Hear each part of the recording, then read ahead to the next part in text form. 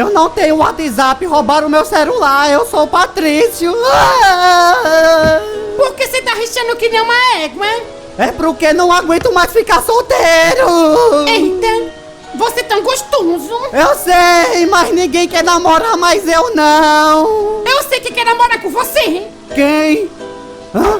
Cadê? Eu, bebê. Não tem ninguém melhor não. Vai querer ou não, caralho? Eu quero casar com tu.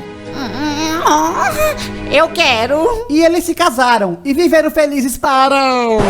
Cheguei! Ai, tem como tu segurar nosso filho? É que eu tenho que descansar um pouquinho. Eu que tô cansado de tanto dormir, vou dormir um pouquinho mais pra descansar.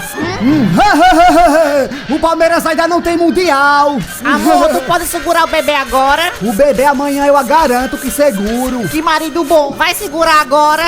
Amanhã eu a garanto que seguro. Seu safado não me ajuda em nada. Fala um tiquinho mais baixo aí que eu Vai tô assistir assistindo. mais nada, me dê a porra desse controle. A novela das 9 ia começar no instante. Só vai assistir agora se cuidar do Agripino e ainda trocar as fraldas da cagada dele. E bebê caga desde quando? Hã? É só um tiquinho, que besteira. Eita boba.